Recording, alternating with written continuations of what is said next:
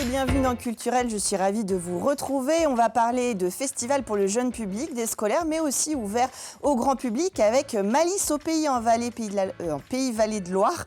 Dans un instant, on va aussi parler de musique émergente avec l'association Electric Campus qui organise je ne sais plus combienième édition. La deuxième édition de la Nébuleuse au Mans. On va parler de l'art du verre avec les expositions que l'on peut découvrir à Allonne en ce moment. Et puis on finira avec un cours sur l'éloquence, les 24 heures de l'éloquence. C'est organisé par l'université également. Ils seront avec nous en fin d'émission. Je vous propose de retrouver tout de suite nos invités sur le plateau.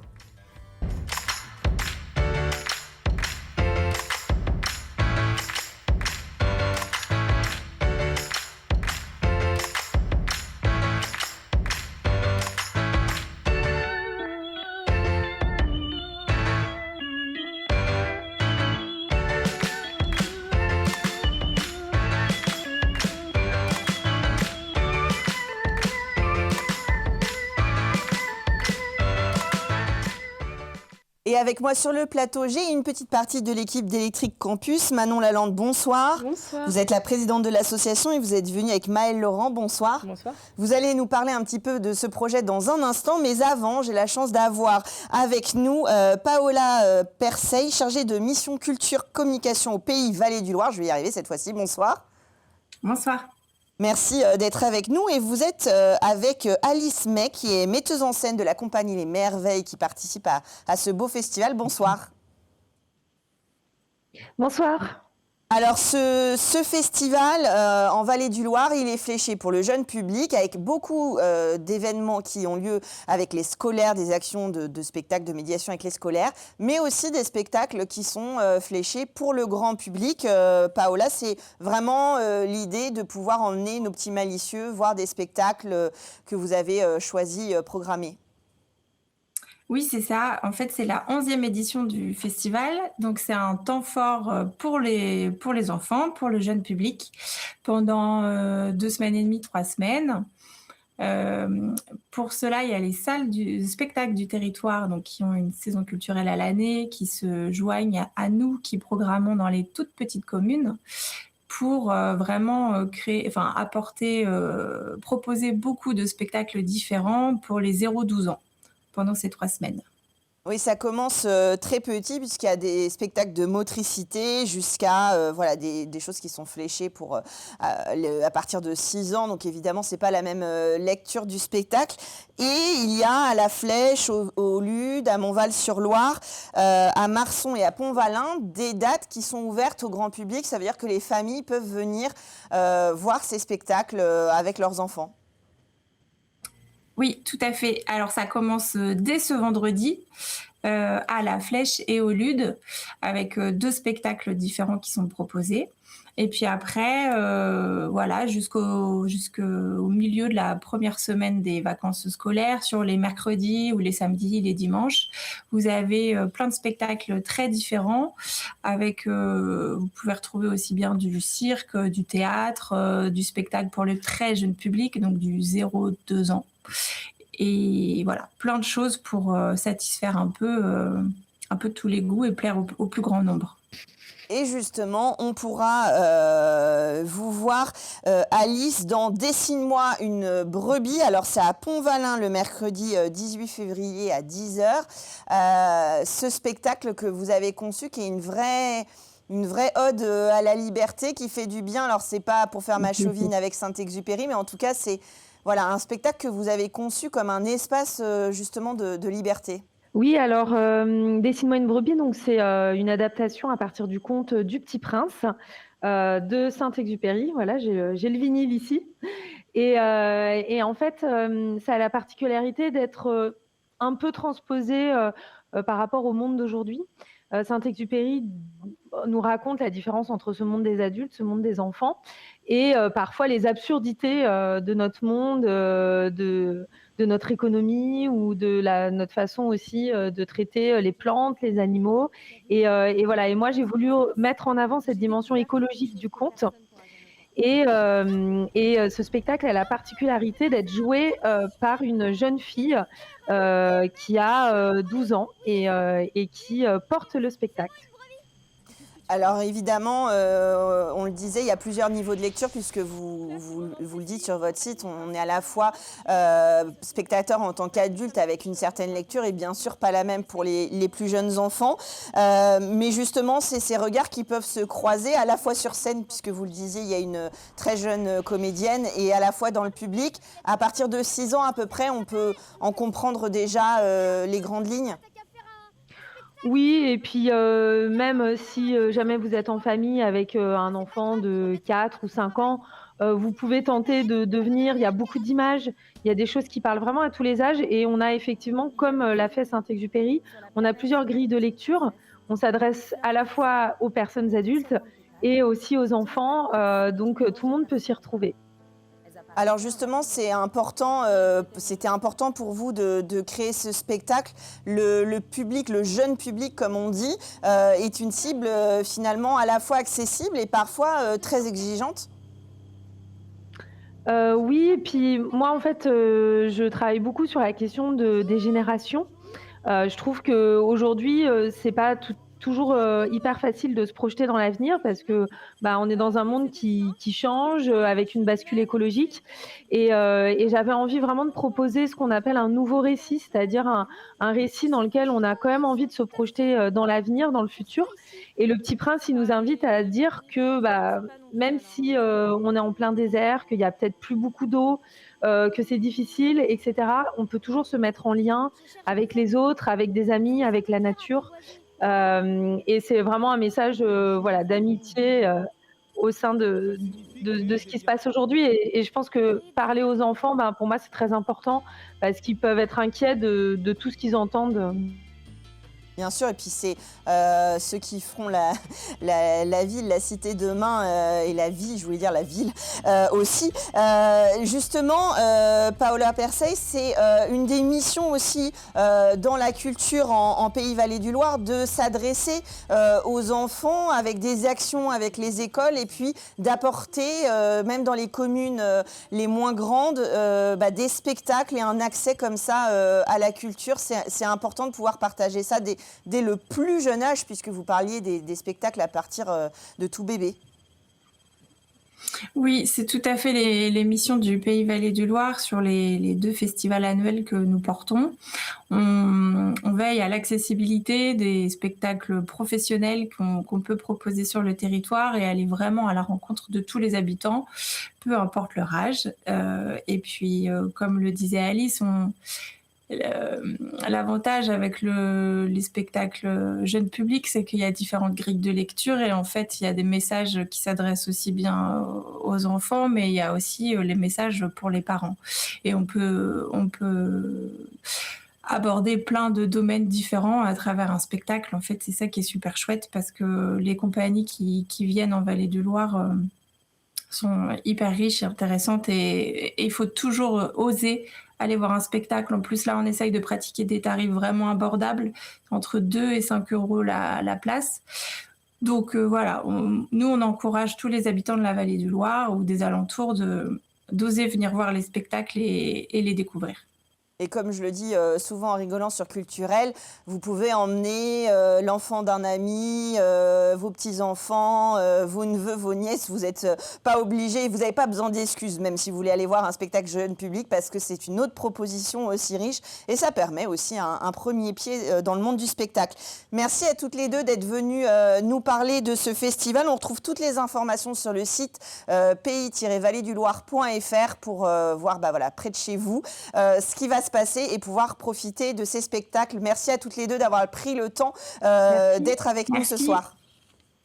Alors, sans transition, sauf que si, puisqu'on parle d'éducation, de partage dès le plus jeune âge, avec vous. Alors peut-être déjà, Manon, nous resituer Electric Campus.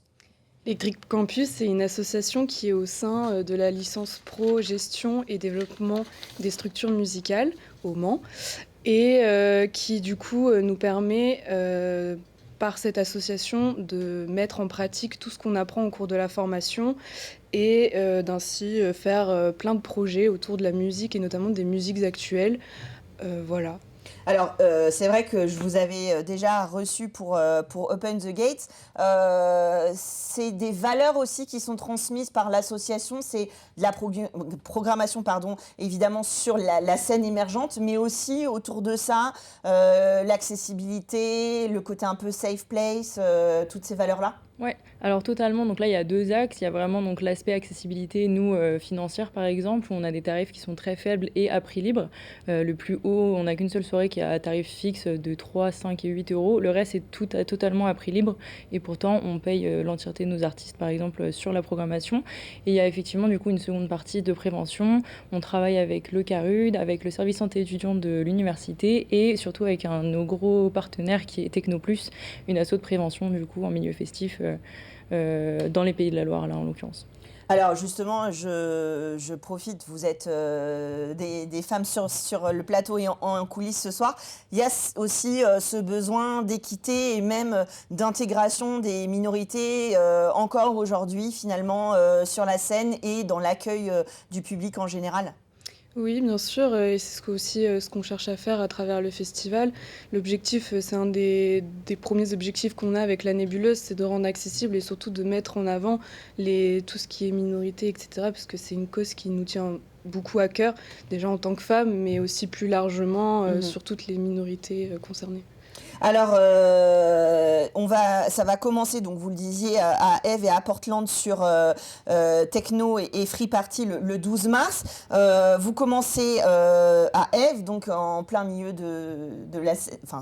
sur la scène universitaire, en plein milieu de l'université, avec une pièce pour justement parler de la Free Party.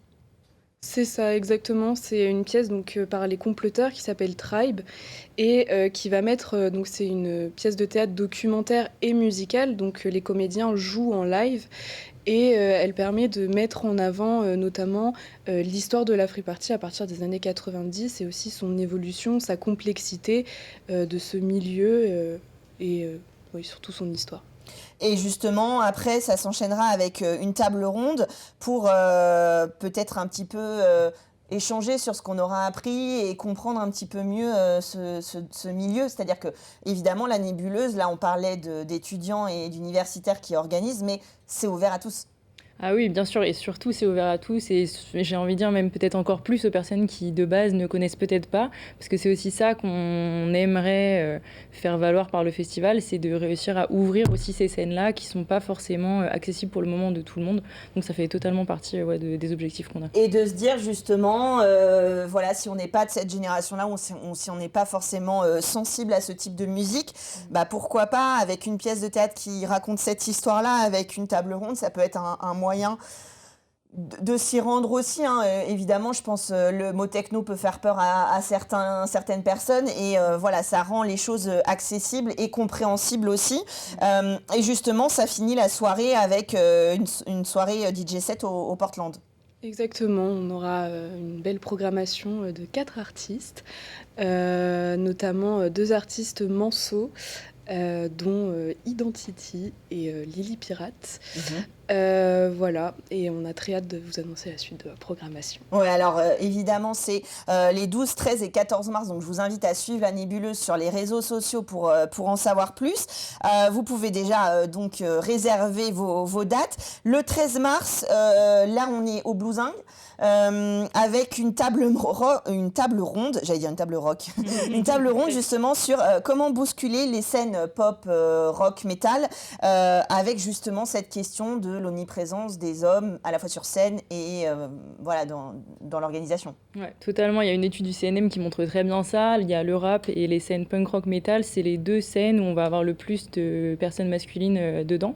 Et en fait, nous, c'est aussi ça qu'on a envie d'interroger. Donc, on a une programmation totalement faite avec des personnes de minorité de genre et des femmes pour cette programmation suivie d'un super groupe de rock manceau, Geden Barai, qui sera là pour terminer la soirée sur un très très chouette concert. Moi, j'ai hâte. Ça donne envie. Et puis, il y a des collectifs comme Les Femmes S'en Mêlent et Gangrène qui participent justement à cette table ronde. Donc là encore, un sujet dont on peut toutes et tous s'approprier. Et puis, le samedi, là, on est sur des concerts avec justement les tremplins locaux. Comment vous choisissez justement ces groupes? Comment ça se passe entre vous? C'est vraiment les organisateurs du festival au sein de l'asso qui choisissent? Alors, pour ce qui est des tremplins, donc on est avec le tremplin Focus et Éclosion sur la soirée du samedi. On travaille avec eux parce qu'on a d'autres élèves de notre licence qui ont la chance de participer Qui travaillent sur ces festivals-là, sur ces événements. sur ces tremplins, oui, exactement. Donc c'est chouette de pouvoir tous se réunir sur la dernière soirée et de pouvoir profiter de ce moment pour un peu conclure le festival. Et finalement, c'est à l'image de ce qui peut se passer après dans le monde professionnel, de collaboration entre programmateurs, tremplins, soutien à des publics, parce qu'on pense souvent au final, c'est-à-dire le concert, mais vous êtes bien placé pour savoir et nous faire savoir qu'il se passe beaucoup de choses en amont, surtout. Ah oui, ça c'est sûr. Moi, surtout avec mon rôle de co-trésorière, je suis tout à fait incapable de dire qu'on est en dépôt de subvention, par exemple, depuis septembre déjà. Donc là, on a vraiment hâte de clore ce projet, de pouvoir voir aussi les réactions du public. C'est ça qui nous intéresse aussi beaucoup. Et puis ça permet aussi de mettre en lien. On a un lien, par exemple, chez Éclosion avec Alexis Moget, qui est un ancien de la GDSM. Et c'est aussi intéressant, justement, quand vous parliez de liens professionnels, de voir les boucles qu'on peut faire aussi grâce à cette licence, etc. Oui, c'est ça. Et puis de le voir arriver sur le plateau aujourd'hui pour nous présenter des tremplins et autres, c'est évidemment intéressant. Et alors, en tête d'affiche, vous avez un groupe angevin. Allez, on fait une petite entorse au règlement. Ouais, c'est ça. Donc on a le groupe angevin Yago qui a eux-mêmes ont en fait été récompensés par un tremplin Pulsation à Nantes. Donc c'est aussi dans la suite logique nous de notre programmation pour montrer aussi à quoi ça sert finalement un tremplin. Et du coup on les accueille. Donc c'est de la pop folk rock qu'on aura sur la journée du samedi. Vous êtes est-ce que l'association Électrique Campus, elle concerne toutes les années, ou vous êtes par groupe en fonction des événements? Comment ça se passe? Alors du coup, l'association, elle concerne toute la classe. On est un bureau et toute la classe est adhérente, donc on est 19 en tout. Et chaque personne en groupe vont avoir différents projets. On essaye de tous mettre un peu la main à la pâte, parce que la nébuleuse, c'est le projet un peu de toute la classe, parce que c'est Électrique Campus et c'est un peu ce qui clôt aussi notre moment de licence ensemble, de cours. Donc on essaye tous d'être au moins bénévoles et de travailler tous ensemble. Et puis c'est bien quand la finalité, c'est d'aller voir un concert ou d'échanger autour d'une table ronde. Je le vois sur vos sourires, mais c'est pas la partie la plus désagréable des études. Non, franchement, ça va. On va bien se dire, une fois qu'on a géré les problèmes de sous, par exemple, s'occuper et découvrir des artistes, évidemment, c'est pas la partie la plus difficile. Donc 12, 13 et 14 mars, suivez la nébuleuse sur les réseaux sociaux et Électrique Campus de manière générale pour voir ce qu'ils peuvent vous proposer. Et n'hésitez pas, allez-y, vous voyez, c'est des jeunes qui se développent et commencent dans ce milieu-là, donc allez les soutenir. Rien que pour eux, faites le déplacement, et puis les sujets sont super intéressants. Merci à toutes les deux d'être venues sur le plateau nous parler de cet événement, et puis nous on va parler d'autres expositions et rencontres tout de suite dans Culturel.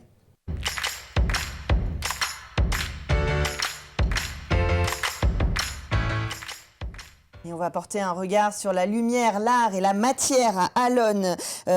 Catherine Marie-Houdin, bonsoir. Bonsoir. Vous êtes coordinatrice des projets culturels à Allonnes et vous êtes venue avec Stéphane Arondeau. Bonsoir.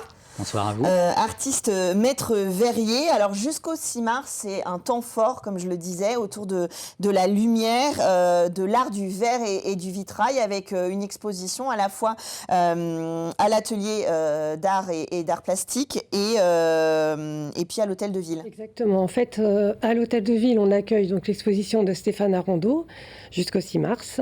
Et à la Maison des Arts et à l'atelier d'art plastique, c'est une exposition où vous verrez un artiste qui s'appelle Patrice Blanchet et également les membres de l'atelier qui participent à l'atelier vert qui a lieu toute l'année sur notre structure. C'est un atelier qui a ses adeptes. Je ne me rends pas bien compte de cette pratique, on va dire, en loisir? En fait, l'atelier d'art plastique, c'est un lieu de pratique amateur. On a de la sculpture, du dessin, du modelage, des arts numériques. Et on a cet atelier d'art du verre où on fait du vitrail Tiffany, mais aussi d'autres formes de création d'œuvres à partir de verre que vous pouvez découvrir justement dans l'exposition qu'il y a à la Maison des Arts. Et effectivement, on a une dizaine de pratiquants à l'année, plus des stages qu'on organise régulièrement à l'atelier et qui font le plein chaque fois. Qui ont du succès. Alors évidemment, voilà, je ne vais pas passer mon temps à dire les dates, mais vous allez sur le site atelier-artalonne.fr pour voir à la fois les expositions qui sont possibles et puis les ateliers, les différents entretiens. Et justement, vous, Stéphane Arondeau, vous êtes venu en résidence, vous avez travaillé à Alonne pendant quelques semaines.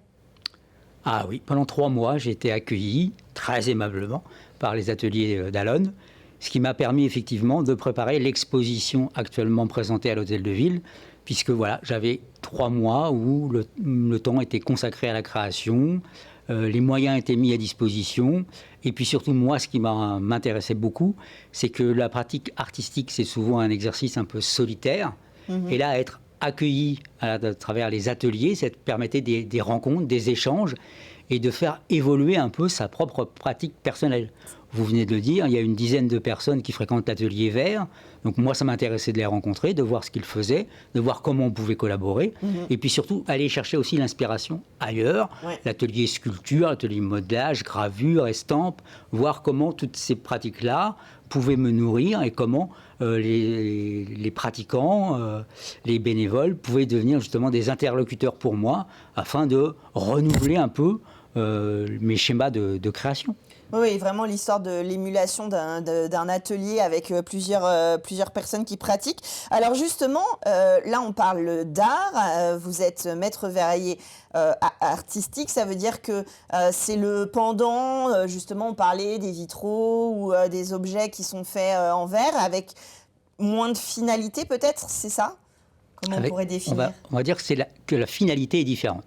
Alors, si vous voulez, moi, à la base, je suis avant tout historien du vitrail. Donc, j'ai d'abord étudié l'histoire du vitrail. Et ensuite, en même temps, je préparais à l'époque une thèse de doctorat à l'Université du Maine sur l'art du vitrail. J'ai choisi de faire un apprentissage de maître verrier. Et donc, depuis, je mène les 2 carrières parallèlement, puisque je pense que l'une peut nourrir l'autre. Oui, tout à fait, justement. Mais c'est vrai que, historiquement, le vitrail, c'est avant tout la clôture d'un édifice religieux. Or, moi, ce qui m'intéresse, c'est justement de sortir un peu du cadre habituel de la pratique artistique du vitrail et de transformer cette technique et de permettre, avec justement les fondamentaux du métier, de réaliser des œuvres, des pièces, des objets, appelons ça comme vous voulez, qui sortent du cadre architectural. C'est pas des tableaux, c'est pas des sculptures, c'est vraiment un travail avec la lumière, la matière, la transparence, d'où le titre de l'exposition, mais qui permettent de renouveler l'approche que le grand public peut avoir du vitrail. Parce que dès que vous parlez du vitrail, en règle générale, les gens pensent systématiquement à une mosaïque de verre de couleur enchâssée avec des plombs et qui, de préférence, représente la Vierge ou le Christ. Eh bien non, aujourd'hui, au XXIe siècle, c'est pas seulement ça. Ça peut être vraiment beaucoup d'autres choses. Et c'est ce qu'on a essayé de démontrer à travers cette résidence et cette double exposition. Alors c'est vrai que bon, il y a l'aspect patrimonial, évidemment, on a tous en tête des églises, des chapelles avec des vitraux qui peuvent être restaurés par des artisans verriers, mais qui sont d'époque. Et ça a quand même évolué parce que vous parliez de la méthode Tiffany, bon, ça date pas du Moyen-Âge, alors peut-être la méthode, mais en tout cas le nom. Il y a des objets, selon les tendances, on va dire, et selon les générations, le verre a été plus ou moins mis en avant dans les productions. Alors ça m'intéresse beaucoup parce que ça sera au cœur de la conférence du 12 février, puisque le vitrail, au cours des siècles, c'est toujours défini par sa technique. Je vous le disais à l'instant, une mosaïque de verre de couleur enchâssée avec du plomb. Or, au XXe et au XXIe siècle, il y a une vraie révolution technique. Alors, au XXe, il y avait déjà eu une révolution formelle avec l'apparition de l'art abstrait dans le vitrail.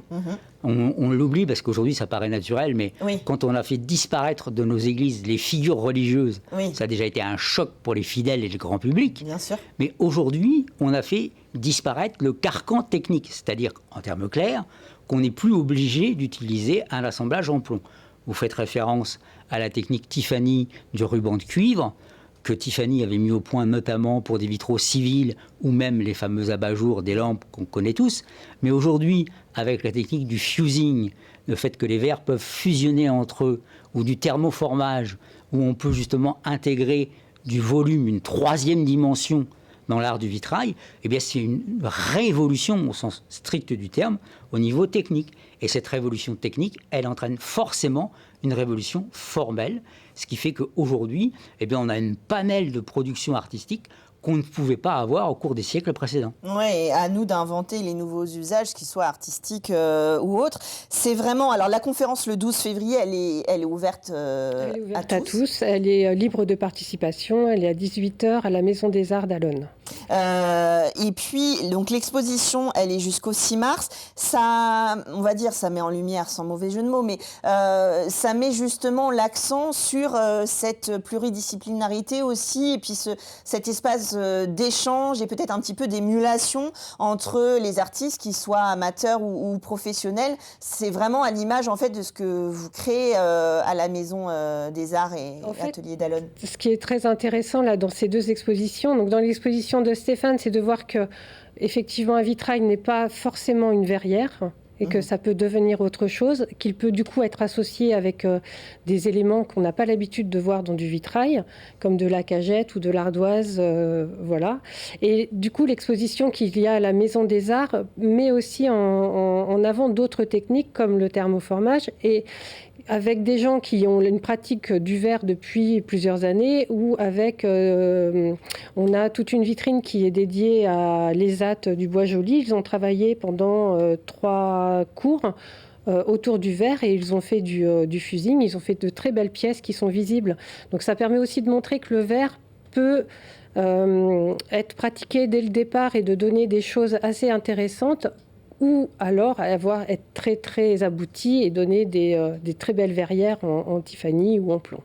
Alors c'est vrai que finalement, ça devient accessible, comme vous le disiez, en termes de pratique et de moyens techniques, parce que justement, on descend des vitraux, évidemment ils n'étaient pas faits en l'air, mais voilà, il y a un peu toute cet imaginaire collectif autour des vitraux typiques Moyen-Âge, et puis après, on n'y réfléchit pas à quoi peut servir le verre, à part, comme vous le disiez, être une surface plus ou moins transparente pour fermer un édifice. C'est pour ça que je pense que les ateliers d'Allonnes, c'est vraiment un lieu très intéressant, parce qu'ils ont des ateliers qu'on va retrouver un peu partout ailleurs, peinture, dessin, sculpture, modelage, mais ils ont un atelier verre. Et ça, c'est vraiment très intéressant, parce que les gens ont l'impression qu'ils ne peuvent pas avoir accès à ce matériau, à cette technique, parce que elle sous-entendrait une maîtrise d'un savoir-faire qui demanderait des années d'apprentissage. Oui, bien sûr, si on veut réaliser des vitraux techniquement parfaits, ça demande des années d'apprentissage.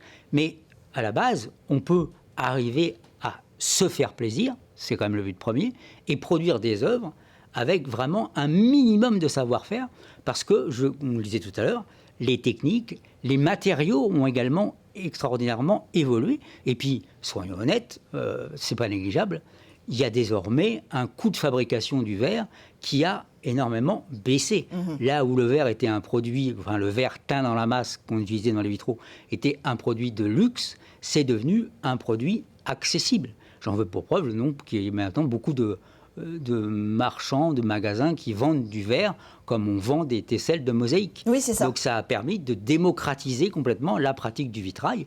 Et puis il reste quand même un dernier aspect, ce qui est un aspect psychologique, c'est que le verre, ça fait peur. on a toujours l'impression que le verre est un matériau dangereux. Oui, Eh bien non, on l'a prouvé récemment, samedi dernier, en faisant un atelier à Allonne ouvert au grand public, avec des gens qui n'avaient jamais coupé un morceau de verre. Eh bien, à la fin de la journée, ils coupaient du verre et ils ne sont pas coupés les doigts. Oui, c'est ça. Alors, j'ai juste, sans spoiler la conférence du 12 février, mais j'aurais juste une petite question de curiosité. Est-ce que aujourd'hui, dans l'apprentissage de maître verrier, il y a des nouvelles choses qui existent dans le métier sans être dans une pratique purement artistique, ni poser des vérandas. Entre les deux, est-ce que ça évolue aussi au niveau professionnel ? Ah, bien sûr. Bien sûr. Alors, on ne va pas tout développer, mais je vais vous prendre un exemple très précis. D'abord, la restauration, moi, je continue à la pratiquer parce que c'est ce qu'il y a de plus formateur. Mais moi, quand j'ai découvert l'art du vitrail, il y a quelques décennies maintenant, quand une pièce ancienne, une pièce du XIIIe, était brisée, la seule solution, c'était de mettre ce qu'on appelle un plomb de casse, c'est-à-dire un plomb un peu moins large qu'un plomb ordinaire, mais un plomb, par exemple, qui allait barrer une tête si la tête était cassée en deux. Quelques années plus tard, on a remplacé les plombs de casse par des rubans de cuivre, la méthode Tiffany, dont vous avez évoqué l'existence tout à l'heure. Et puis aujourd'hui, on en est arrivé à faire des collages bord à bord et à retrouver la lecture initiale. Oui, c'est ça. C'est-à-dire que là où on barrait, par exemple, un visage, parce que c'est le cas le plus typique, avec un plomb de casse ou un ruban de cuivre, aujourd'hui, on colle bord à bord et on retrouve la lecture du vitrail. Donc la restauration, oui, elle évolue en permanence et elle permet justement d'améliorer les techniques. Et ce qui est intéressant quand on se forme avec la restauration, c'est d'acquérir ce savoir-faire et ensuite d'essayer de le transposer dans le domaine de la création. Mais restaurer, oui, c'est la meilleure école de formation. Et moi, j'ai eu la chance, à l'époque, de travailler avec l'entreprise Vitrail France et de pouvoir participer à la restauration des vitraux du Moyen-Âge, que ce soit de la cathédrale du Mans, d'Angers ou de Chartres. Donc, pour tout maître verrier, c'est le Graal. Ouais, c'est le Graal. C'est ça. Et puis, il y a des artistes au fil des siècles qui se sont emparés aussi de ça. Alors, ils sont moins connus, mais comme vous disiez, de l'abstraction ou d'autres choses. En tout cas, l'exposition, c'est jusqu'au 6 mars. La conférence, le 12 février. Est-ce qu'il y a encore des ateliers où il y a des places ? Des ateliers, en fait, tout au long de l'année, il y a des places qui se libèrent, donc il ne faut pas hésiter à nous contacter, parce qu'en fait, on trouve souvent de quoi assouvir ces envies. Les envies je vais y arriver. Bon, c'est pas grave, j'ai perdu mon mot. En tout cas, voilà, on peut venir voir l'exposition. C'est aussi l'occasion de mettre un pied à la maison des arts et ateliers des arts plastiques d'Allonne. Et puis, vous rencontrer le 12 février et puis profiter de ces deux expositions. Elles sont, comme la date l'indique, ouvertes pendant les vacances, donc n'hésitez pas à y aller en famille, c'est très accessible. Voilà, il y a un aspect esthétique qui permet une première approche très simple et puis découvrir tout ce qu'on peut faire avec du verre. Merci à tous les deux d'être venus sur le plateau de Culturel pour nous donner envie d'aller voir ces expositions et d'en apprendre un peu plus sur le verre. Et on va parler d'éloquence maintenant, tout de suite dans Culturel.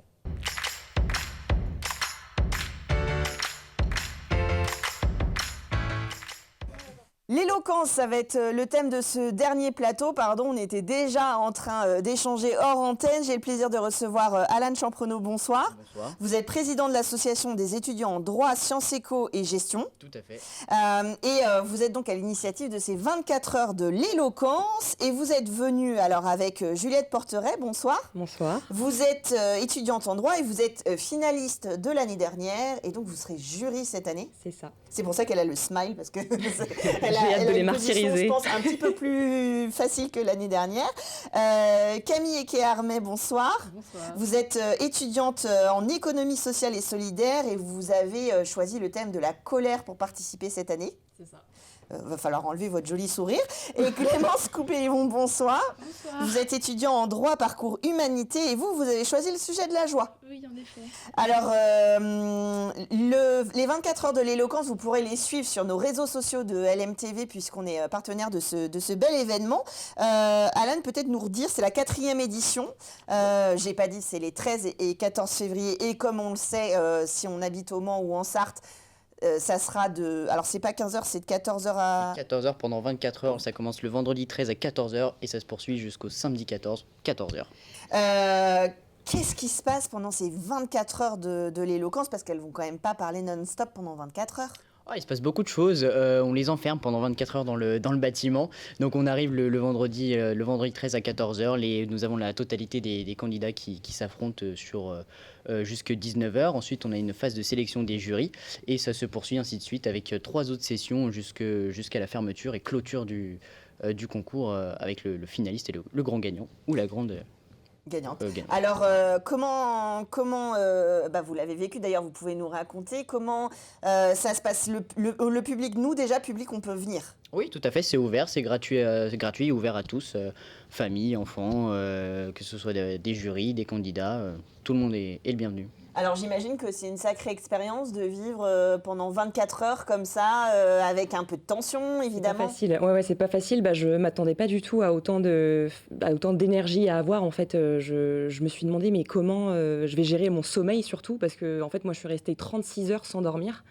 Et à l'issue du concours, je suis allée dîner au restaurant avec ma belle famille et mon copain. Et en fait, j'avais le vertige, je voyais plus rien. Enfin, mais c'était incroyable, c'était une expérience incroyable. C'était super. Et comment justement on se prépare à ça? Parce que vous avez été jusqu'à la fin, ça veut dire qu'à chaque fois, il y a le côté, on y retourne en fait. C'est ça, c'est justement ça qui m'a motivée, c'est que en fait, vu que je monte les étapes, c'est hyper motivant. Je me dis c'est bon, ils veulent encore plus de moi, donc je vais leur en donner encore plus. Donc c'est ça qui motive finalement, c'est ça qui motive. Et le jury, alors est-ce que le jury reste 24 heures? Il y a des petites pauses quand même? Non, on essaye de changer au maximum de jurys quand même. Il y a un jury pour la session d'ouverture, un jury de nuit.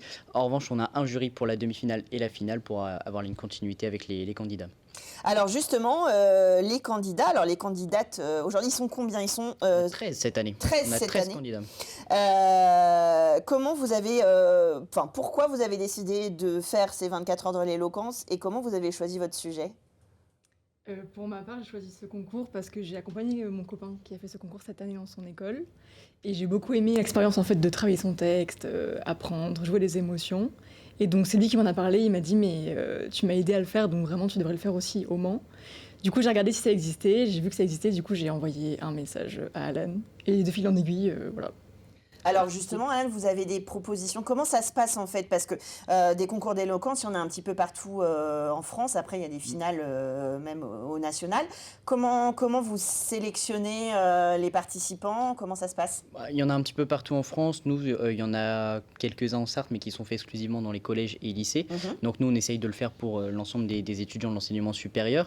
On a une phase de candidature qui a lieu en fin d'année précédente, donc, qui permet, on a jusqu'à 16 candidats, on reçoit des vidéos de présentation, etc. Ensuite, nous, on fait une sélection. Et après, donc, voilà. Et donc là, par exemple, on invite justement, afin de développer ça, des élèves en collège et en lycée pour qu'ils puissent regarder et voir comment ça se passe. Et le finaliste ou la finaliste, enfin le gagnant du concours, est sélectionné pour le concours national de l'éloquence qui est organisé par une fédération étudiante. Ah oui, donc c'est vraiment, ça reste dans les fédés, les assos étudiantes. Alors ça existe sous d'autres formes évidemment pour les professionnels. Et vous, Camille, qu'est-ce qui vous a donné envie de faire cette participation? Clémence, pardon, excusez-moi, de faire cette participation, ce concours? L'année dernière, je me suis lancée dans un concours d'éloquence pour la première fois. Et je me suis rendu compte que j'adorais ça. Et lors de l'écriture du discours, je me suis dit qu'il fallait absolument que je refasse un. Donc je m'étais renseignée un petit peu avant que Alan vienne présenter le concours d'éloquence en début d'année. Mais j'ai pas beaucoup hésité et je me suis lancée. Je me suis dit que ça allait être un nouveau concours, une nouvelle expérience. Et votre sujet, justement, comment vous l'abordez, comment vous le choisissez? Parce qu'il va falloir faire plusieurs étapes si vous avancez dans le concours. Alors, il me semble que là, on pouvait choisir le sujet qu'on voulait. Donc, Alan nous a envoyé une liste de différents sujets, c'était toutes des émotions. Et moi, j'ai choisi la joie parce que je pense que c'est un sujet difficile, mais à la fois un beau sujet, puisque la joie, c'est quelque chose qu'on oublie, c'est quelque chose auquel on ne pense pas forcément, même si c'est banal comme émotion. Et je me suis dit que ce serait à la fois difficile à représenter, et que ce serait une belle expérience que que de défendre la joie. Oui, c'est ça, c'est vrai que la joie dans l'éloquence, c'est peut-être moins évident que la colère. Camille, vous avez pris ça, vous aviez envie de crier pendant les 24 heures ou qu'est-ce qui vous a donné envie de choisir ce sujet?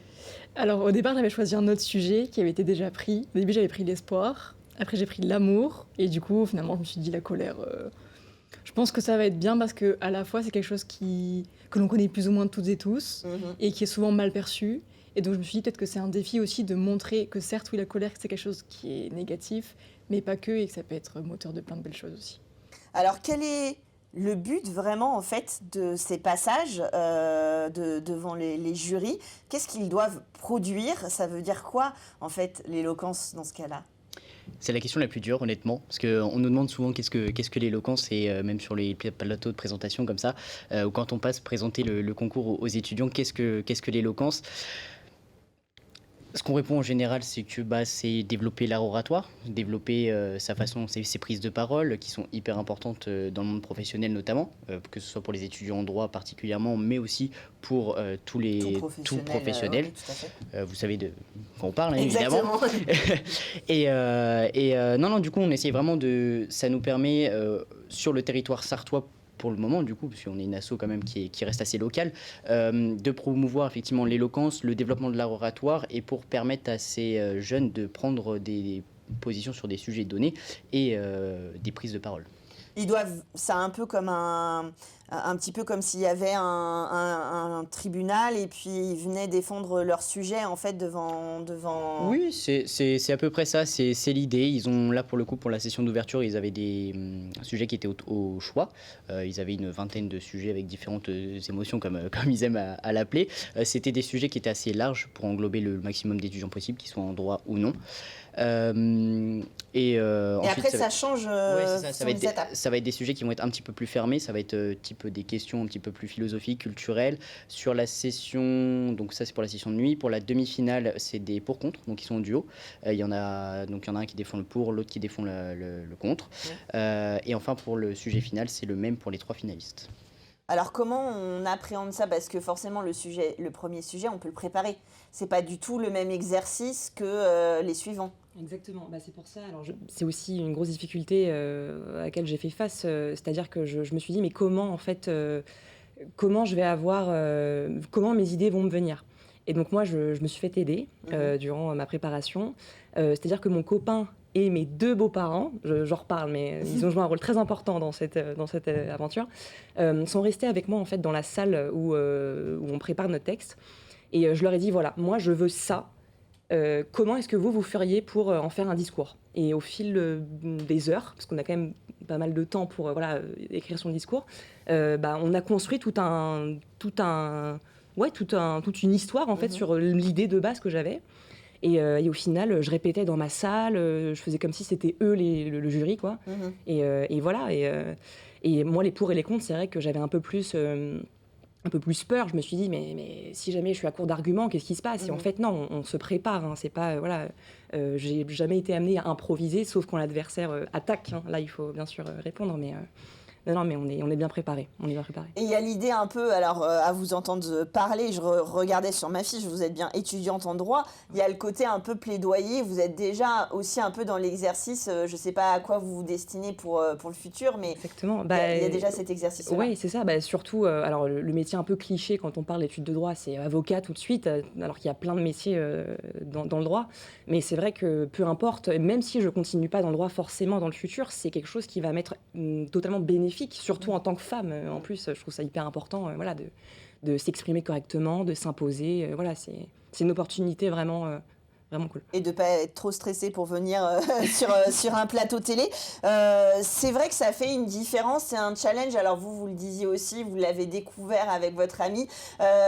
Ça donne un peu des billes, c'est une bonne expérience pour le futur parce que quel que soit votre métier, il y a un moment vous aurez un entretien d'embauche, vous aurez besoin de vous exprimer devant des gens ou même pour vous affirmer vous-même, on a besoin même devant sa famille parfois de faire un plaidoyer.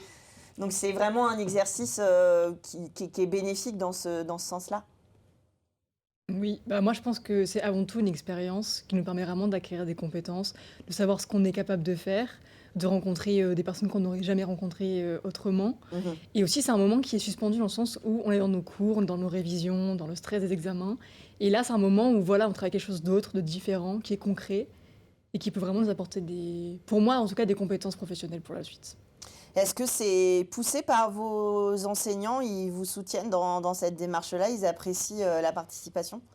Honnêtement, je n'ai aucun enseignant qui m'a parlé du concours. Ouais. Simplement, je pense que ça les intéressera quand même. Je pense quand même que certains viendront. Mais je pense pas qu'ils vous le faites pour vous, Oui, évidemment, voilà. au départ. Le jury, il est constitué, alors évidemment, j'ai bien retenu, de la gagnante de l'année dernière. Mais justement, il y a des enseignants, il y a plusieurs personnalités. Il y a un petit peu de tout pour revenir sur la question que vous posiez précédemment. Alors, pas directement envers les candidats, il n'y a pas forcément un soutien des professeurs envers les candidats directement, mais envers l'association et l'organisation du concours, oui. Notamment certains qui sont effectivement dans les jurys qui ont été dans les éditions précédentes et qui le seront cette année. On a des institutionnels de l'université, donc par exemple Madame Delphine Le Thor, qui est la présidente de l'université du Mans. Après, on a des institutionnels qui sont aussi bien politiques au niveau local, départemental du territoire, avec aussi des professionnels du droit, évidemment, qui sont touchés principalement par le métier de l'éloquence, avocats, juristes, notamment du tribunal également.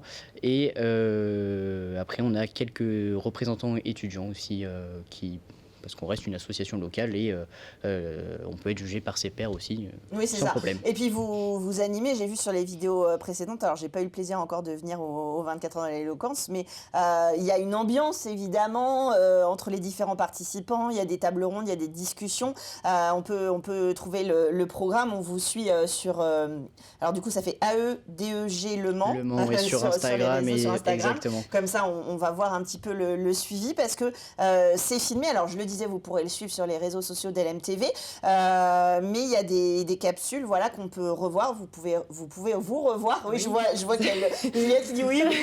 Non, c'est surtout pour mes proches qui voulaient me voir, en fait, voir les vidéos, voir ma prestation. Voilà, moi, ça fait toujours bizarre de se revoir après coup. Bah je sais c'est très déplaisant, mais bon, voilà, pour les proches. Il semblerait que si on se pose pas la question, qu'on trouve pas ça déplaisant, que ce soit bizarre.